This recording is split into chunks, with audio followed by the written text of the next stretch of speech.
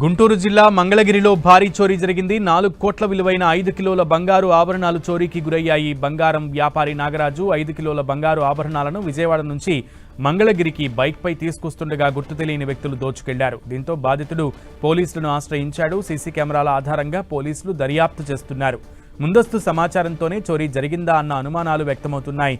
దీంతో పోలీసులు గోల్డ్ వ్యాపారి నాగరాజును ప్రశ్నిస్తున్నారు.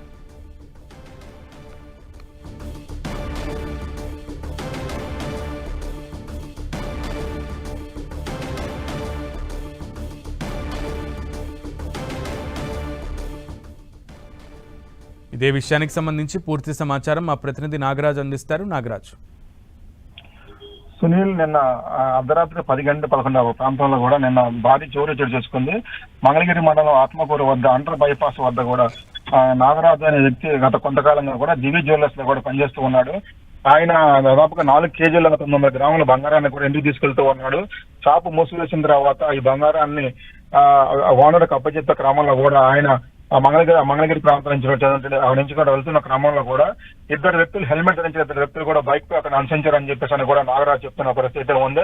ఆత్మకూరు వద్దకు వచ్చిన తర్వాత కూడా స్కూటీ మధ్యనటువంటి బ్యాగ్ ని కూడా లాక్కొని పరారయ్యారని చెప్పేసి అని కూడా నాగరాజు చెప్తున్నాడు. దీంతో పోలీసులు కూడా అంటే వాళ్ళ ఇంటి దొంగ పని లేదనుకుంటే కావాలని చెప్పేసి ఒక లోపల ఉన్నటువంటి ఎవరైనా సమాచారం అందించారని దాని మీద కూడా పోలీసులు ఇప్పటికే దర్యాప్తు చేస్తున్నారు. డిఎస్పీ ఆధ్వర్యంలో కూడా ఇప్పటికే పూర్తి స్థాయిలో కూడా విచారణ చేస్తున్నారు.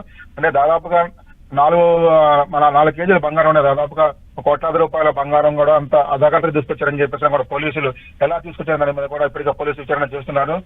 అంటే ఆ టైంలో కూడా దాదాపు 10 గంటల ప్రాంతంలో కూడా అంత తీసుకొచ్చిన అవసరం ఏముంటుందని చెప్పేసి కూడా పోలీసులు అయితే మాత్రం పూర్తి స్థాయిలో మాత్రం విచారణ చేస్తున్న పరిస్థితి ఉంది. సునీల్, నాగరాజు, అంత మొత్తంలో బంగారు ఆభరణాలని బైక్ మీద తీసుకెళ్లడం ఒకంత అనుమానాస్పదంగా ఉన్నటువంటి పరిస్థితుల్లో ఎటువంటి ప్రశ్నలు ఎదుర్కొంటున్నారు నాగరాజు?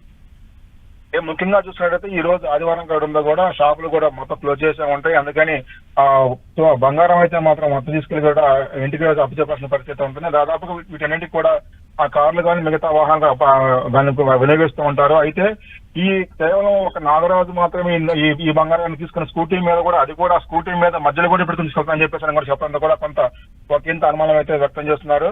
అయితే ఇంత బంగారాన్ని కూడా ఇలా అజాగ్రత్త తీసుకెళ్తానని చెప్పేసి కూడా చెప్తున్న పరిస్థితి అయితే ఉంది. మొత్తానికైతే మాత్రం ఇది ఇంటి దొంగల పని అని చెప్పేసి కూడా పోలీసులు అయితే మాత్రం దీని మీద విచారణ చేస్తున్న పరిస్థితి. ఓకే నాగరాజ్.